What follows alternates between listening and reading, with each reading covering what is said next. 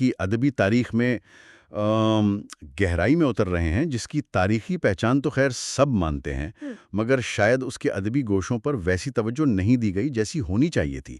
ہم۔ قصور وہی سرزمین جس کا ذکر امیر خسرو نے بھی کیا، جہاں بلے شاہ، وارث شاہ جیسے عظیم صوفی شاعر علم حاصل کرنے آئے۔ جی بالکل درست کہا آپ نے۔ قصور صرف آپ دیکھیں تاریخ اور تصوف کا ہی مرکز نہیں رہا، بلکہ اردو زبان و ادب کو سنوارنے اور کیا کہتے ہیں پھیلانے میں بھی اس کا ایک بہت نمایاں کردار ہے۔ جیسے یہاں کے جو ادیب، شاعر، دانشور ہیں، ان کا کام صرف قصور تک نہیں رہا، بلکہ وہ قومی اور بین الاقوامی سطح تک جی پھیلا ہوا ہے۔ تو آج ہماری کوشش یہی ہے کہ اس ادبی خزانے کو ذرا کھنگالیں، ان شخصیات پر، ان کے کاموں پر بات کریں جنہوں نے اردو کے مختلف اصناف کو اپنی تخلیقات سے سجایا ہے۔ ہمارے سامنے اس موضوع پر ایک تفصیلی تحقیقی جائزہ بھی ہے، تو اسی کی روشنی میں ہم یہ گفتگو کریں گے۔ جی ہاں ہاں، یہ دیکھنا واقعی دلچسپ ہوگا کہ کیسے اس ایک شہر نے اردو ادب کی تقریباً ہر اہم صنف میں، شاعری تو ہے ہی اس کی مختلف اقسام، پھر ناول، افسانہ، تحقیق، تنقید، سفر نامہ، حتیٰ کہ ترجمہ نگاری تک، ہر جگہ قابل ذکر نام پیدا کیے ہیں۔ اچھا، گفتگو میں آگے بڑھنے سے پہلے قصور کا تھوڑا سا تاریخی اور جغرافیائی پس منظر وہ ذرا تازہ کر لیں۔ پنجاب کا یہ ضلع جو کبھی ستلج، راوی، بیاز جیسی ندیوں کی گزرگاہ تھا، آج کل تو خیر زیادہ تر خشک دریائیں بیاز کے کنارے آباد ہے۔ اور اس کی کتامت، اس کے بارے میں کہا جاتا ہے کہ یہ لاہور جتنا ہی پرانا شہر ہے۔ ایک روایت تو یہ بھی ہے، کافی مشہور ہے، کہ رام چندر جی کے بیٹے کس نے اسے آباد کیا، جبکہ لاہور کو ان کے دوسرے بیٹے لوح نے۔ بلکہ دیکھیں نا، اردو شاعری کے جو بابا آدم مانے جاتے ہیں حضرت امیر خسرو رحمت اللہ نے، انہوں نے بھی اپنی مثنوی قرآن الصادین میں باقاعدہ اس شہر کا ذکر کیا ہے۔ یہ بات تو خود قصور کی علمی فضا کی طرف اشارہ کرتی ہے کہ بلے شاہ اور وارث شاہ جیسے بڑے نام انہوں نے علم حاصل کرنے کے لیے اسی شہر کا رخ کیا۔ جی بالکل، انتظامی طور پر بھی اس شہر کی تاریخ میں کئی موڑ آئے۔ انگریز دور میں یہ ضلع لاہور کی تحصیل تھا، پھر کافی عرصے بعد 1 جولائی 1976 کو اس وقت کے وزیر اعظم ذوالفقار علی بھٹو کے حکم پر اسے ضلع کا درجہ ملا۔ تب اس میں قصور اور چونیا کی تحصیلیں شامل تھیں۔ آج تو یہ 4 تحصیلوں کو مشتمل ہے: قصور، چونیا، پتوکی اور کوٹ رادھا کشن۔ اچھا، اب اگر ہم اردو کے فروغ کی بات کریں تو یہ کام قصور میں صرف انفرادی کوششوں تک بھی محدود نہیں رہا ہوگا۔ کچھ اجتماعی کوششیں، مطلب انجمنیں وغیرہ بھی تو قائم ہوئیں۔ جی ہاں بالکل، کئی تنظیمیں اور انجمنیں بنی جنہوں نے اردو کی ترویج میں اہم کردار ادا کیا۔ ان میں جیسے انجمن مفید عام قصور، انجمن اسلامیہ قصور، انجمن حمایت الاسلام قصور، اس طرح کی کئی انجمنیں تھیں۔ ان سب نے اپنے اپنے دائرے میں کام کیا۔ ان میں سے یہ جو انجمن مفید عام قصور ہے، اس کا نام خاص طور پر قابل ذکر لگتا ہے۔ یہ 1874 میں قائم ہوئی، سنا ہے اس نے کوئی رسالہ وغیرہ بھی نکالا تھا۔ جی، یہ بہت اہم پیش رفت تھی اس زمانے میں۔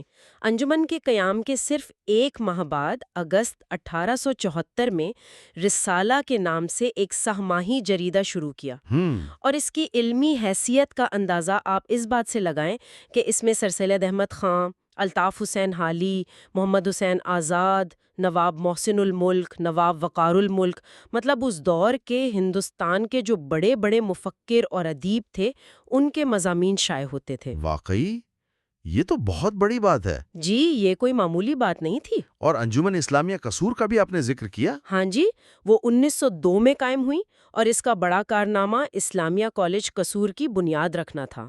اس کالج نے بھی پھر علمی اور ادبی میدان میں اپنا کردار ادا کیا۔ یہاں سے ایک مجلہ نکلتا تھا، الدولت۔ اس کے 25 سالانہ شمارے شائع ہوئے۔ پھر جب 1963 میں یہ گورنمنٹ کالج بنا تو القلم کے نام سے مجلہ جاری ہوا۔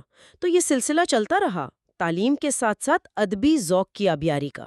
اور پھر 1965 میں اسی کالج میں باقاعدہ انجمن اردو کا قیام، یہ بھی تو اردو کے لیے ادارہ جاتی سطح پر کام کو ظاہر کرتا ہے۔ بالکل، اور اسی سے جڑا ایک دلچسپ واقعہ ہے 1966 کا۔ کالج کا سالانہ جلسہ تھا، ڈاکٹر سید عبداللہ مہمان خصوصی تھے۔ انہوں نے اپنے صدارتی خطبے میں قصور کو دارالاسلام کہا، دارالاسلام؟ جی، اور اس کی علمی روایت کو سراہتے ہوئے کہا کہ یہ وہ جگہ ہے جہاں ایمان کی روشنی نے گمراہی کو شکست دی، اور یہ شہر مشرقی پنجاب میں علم و عرفان کا مرکز بنا۔ انہوں نے خاص طور پر پروفیسر محمد اقبال اور پروفیسر محمد شفیع جیسی علمی شخصیات کا ذکر کیا جو اسی مٹی سے اٹھے تھے، تو یہ قصور کی علمی روایت کا ایک طرح سے بڑا اعتراف تھا۔ زبردست۔ اچھا، اب ان شخصیات کی طرف آتے ہیں جنہوں نے قصور کی ادبی شناخت قائم کی۔ کون سے نام ہیں جو سب سے نمایاں ہے؟ پھر علامہ اقبال کے استاد بھائی اور خود ایک بڑے محقق ڈاکٹر محمد شفیع، معروف دانشور ڈاکٹر داؤد رہبر، ممتاز نقاد اور شاعر ڈاکٹر تحسین فراقی، شاعرہ رشیدہ سلیم سیمی، صحافی ارشاد احمد حقانی، طنز و مزاح نگار حاجی لک، محقق مقصود حسنی، نعتگو محمد علی ظہوری قصوری، محمد صادق قصوری اور محمد اقبال نجمی جیسے کئی نام ہیں۔ یہ تو بس چند مثالیں ہیں۔ جمیل جالبی صاحب نے بھی سر عبد القادر کے بارے میں کہا تھا کہ مخزن اور پنجاب ریویو کے مدیر کی شخصیت وہ کسی تعارف کی محتاج نہیں، ان کی خدمات بہت گراں قدر ہیں۔ یہ بات تو شاید قصور کے کئی اور ادیبوں پر بھی صادق آتی ہے۔ آئیے ان خدمات کو ذرا اصناف کے لحاظ سے دیکھتے ہیں۔ شاعری سے شروع کرتے ہیں۔ حمد اور نعت کی روایت کیسی رہی قصور میں؟ حمد اور نعت کی روایت قصور میں بہت مضبوط نظر آتی ہے جی۔ محمد اقبال نجمی کا نام اس حوالے سے بہت نمایاں ہے۔ ان کے حمدیہ اور نعتیہ مجموعے ماشاءاللہ کثیر تعداد میں ہیں۔ نغمہ حمد، ریاض حمد، خیرات حمد و نعت، سوئے مصطفیٰ، آیت رحمت کی باتیں، یہاں تک کہ انہوں نے نعتیہ ہائیکو تک لکھی ہیں۔ اسی طرح محمد علی ظہوری قصوری کا نعتیہ مجموعہ طلعت بدر بہت مشہور ہوا۔ پروفیسر جلیل علی کی توصیف اور پروفیسر حبیب محرم قصوری کی چادر رحمت بھی اسی سلسلے کی اہم کڑیاں ہیں۔ تو یہ روایت بہت گہری اور وسیع ہے۔ یعنی مذہبی شاعری میں قصور کا حصہ کافی زیادہ ہے۔ اچھا، غزل اور نظم کے میدان میں کون سے نام اہم ہیں؟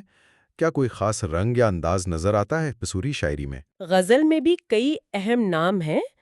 ڈاکٹر تحسین فراقی، ان کے مجموعے عکس اول، شاخ زریں ہیں۔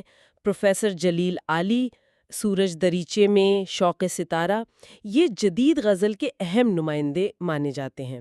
سعید احمد شاد بیروکی ہیں، ان کے ہاں درد و کرب کا رنگ نمایاں ہے۔ پھر محمد اقبال نجمی، محمد منشا قصوری، سعید اللہ عدیل، پروفیسر اختر سندھو، سہیل انجم شہزاد، شفیق سلیم جیسے کئی اور نام بھی ہیں۔ نظم میں بھی پروفیسر جلیل علی، پروفیسر مقصود حسنی، سپنے اگلے وقتوں کے طٰہٰ سلیم گوہر نے کام کیا ہے۔ اور رشیدہ سلیم سمی کا مجموعہ چشم خون بستہ اور ڈاکٹر داؤد رہبر کی کلیات، یہ بھی تو غزل و نظم دونوں پر مشتمل ہے نا؟ شاعری میں ایک خاص نسائی حیثیت اور سماجی شعور ملتا ہے۔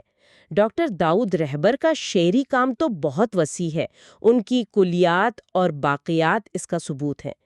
جہاں تک کسی خاص قصوری رنگ کی بات ہے تو یہ کہنا ذرا مشکل ہے، لیکن ہاں، موضوعات کا تنوع اور اظہار کی پختگی ضرور نظر آتی ہے، اور کچھ شعراء کے ہاں ظاہر ہے شہر کے مزاج کے مطابق صوفیانہ روایت کا اثر بھی محسوس ہوتا ہے، پیچھے نہیں رہا۔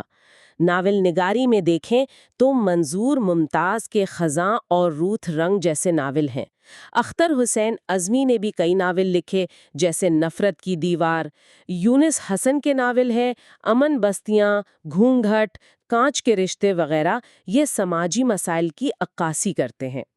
طٰہٰ سلیم گوہروے کا قلعوں پہ ٹھہری محبت بھی قابل ذکر ہے۔ اور افسانہ نگاری، یہ تو اردو کی بہت ہی مقبول صنف ہے۔ جی، افسانے میں تو قصور کی روایت خاصی مضبوط لگتی ہے۔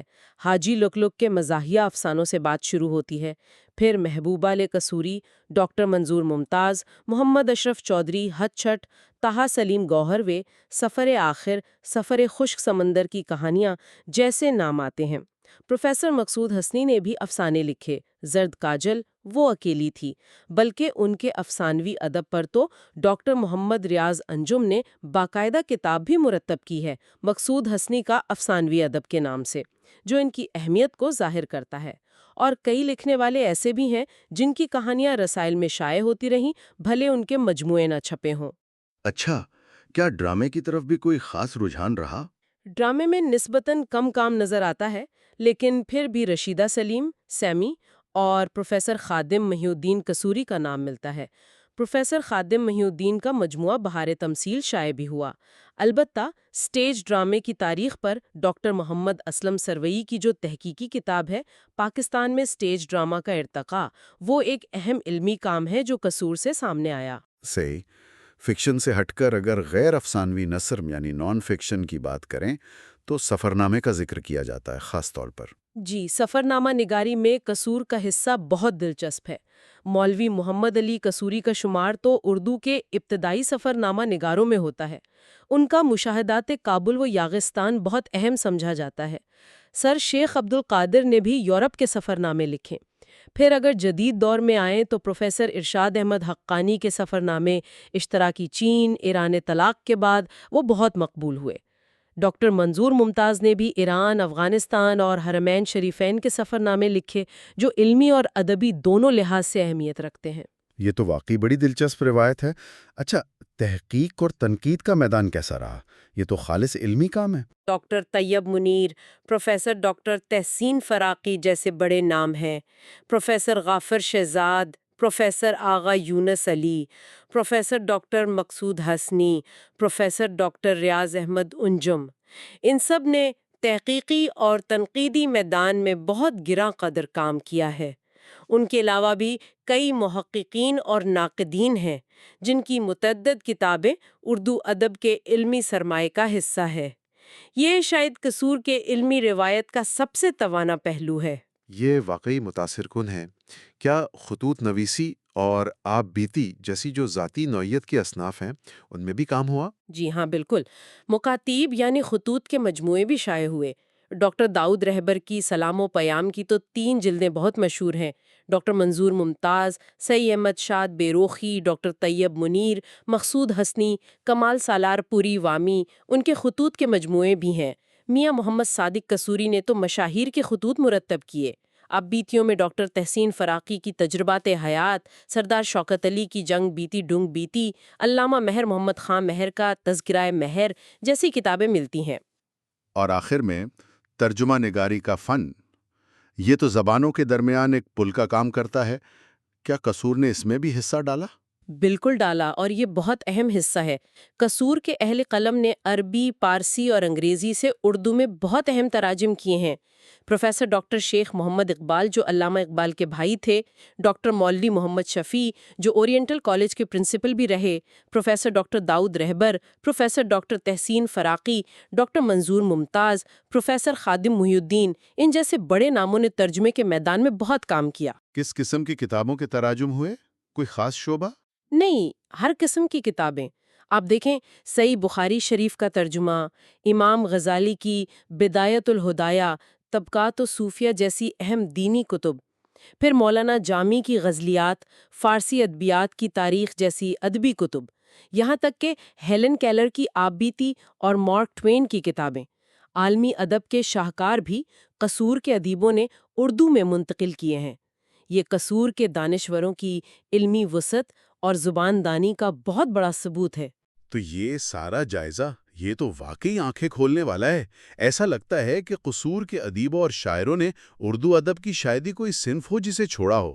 شاعری، ناول، افسانہ، ڈرامہ، تحقیق، تنقید، سفرنامہ، آپ بیتی، خطوط، ترجمہ نگاری، ہر میدان میں کام نظر آتا ہے۔ بالکل، جیسا کہ ہم نے شروع میں بات کی تھی، سر عبد القادر اور ڈاکٹر محمد شفیع جیسی ابتدائی شخصیات سے لے کر ڈاکٹر تحسین فراقی، مقصود حسنی اور آج کے لکھنے والوں تک ایک تسلسل ہے، ایک روایت نظر آتی ہے۔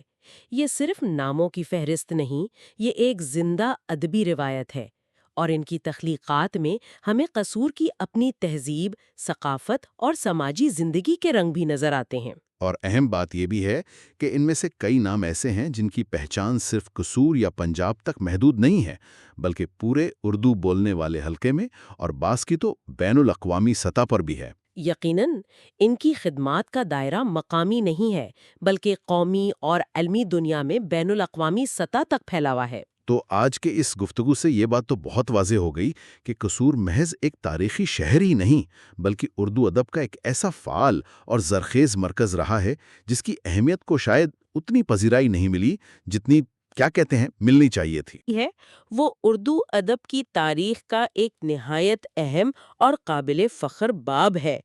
ان کا کام مقدار اور معیار دونوں لحاظ سے توجہ کا مستحق ہے۔ اور چلتے چلتے سننے والوں کے لیے ایک نقطہ چھوڑ جاتے ہیں غور کے لیے۔ کیا قصور جیسے علاقائی ادبی مراکز کے کام کا اگر مزید گہرائی سے مطالعہ کیا جائے تو کیا یہ ہمیں پنجاب اور برصغیر کی مجموعی ثقافتی اور فکری تاریخ کے کچھ ایسے نئے پہلوؤں سے روشناس کرا سکتا ہے جو بڑے مراکز جیسے لاہور وغیرہ ان کی چکا چوند میں اکثر اوجھل رہ جاتے ہیں؟ یہ بہت اہم سوال ہے اور یقیناً مزید تحقیق کی دعوت دیتا ہے۔ شاید ایسے مطالعے سے نہ صرف قصور بلکہ دیگر نظر انداز شدہ ادبی مراکز کی حقیقی قدر و قیمت سامنے آ سکے اور ہماری ادبی تاریخ کی جو تفہیم ہے وہ مزید مکمل اور متوازن ہو سکے۔ شہر کی ادبی